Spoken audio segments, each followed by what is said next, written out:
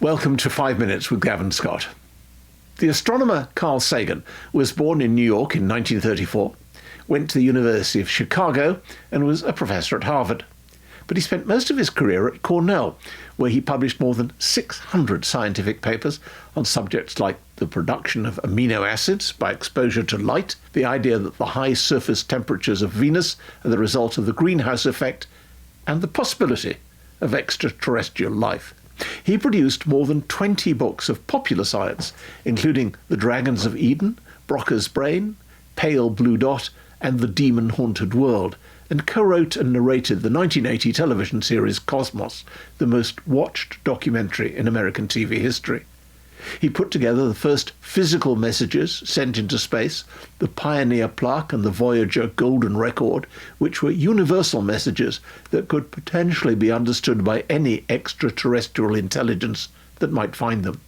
The Voyager spacecraft are now 15 billion miles from Earth.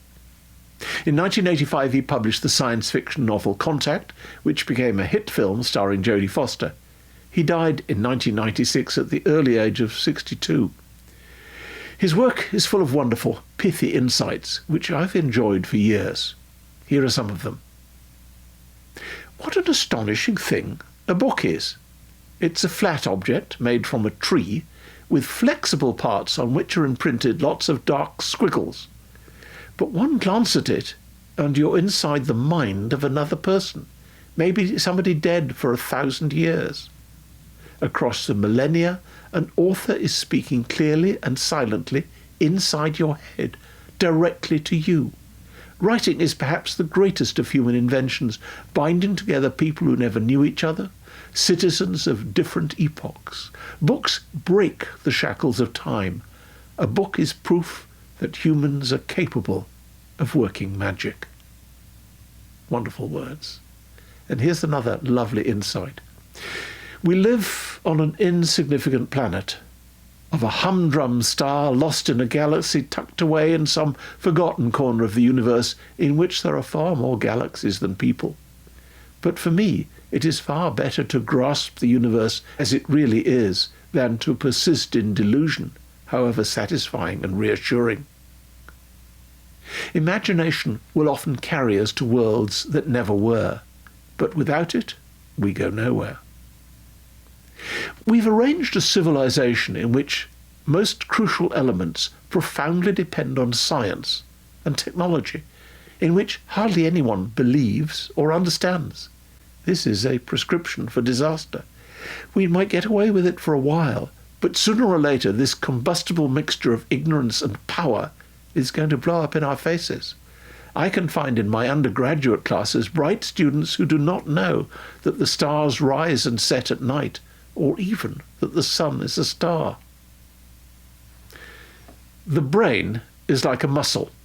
When it is in use, we feel very good. Understanding is joyous. We hunger to understand, so we invent myths about how we imagine the world is constructed. And they're, of course, based upon what we know, which is ourselves and other animals. So we make up stories about how the world was hatched from a cosmic egg, or created after the mating of cosmic deities, or by some fiat of a powerful being. We're still loaded down by ancient myths, but we respect them as part of the same impulse that has led to the modern scientific kind of myth.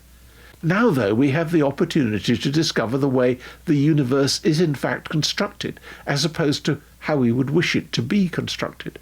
Skeptical scrutiny is the means, in both science and religion, by which deep thoughts can be winnowed from deep nonsense.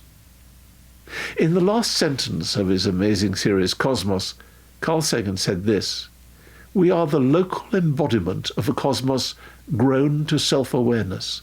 We are star stuff, pondering stars, tracing the long journey by which, on this planet at least, consciousness arose.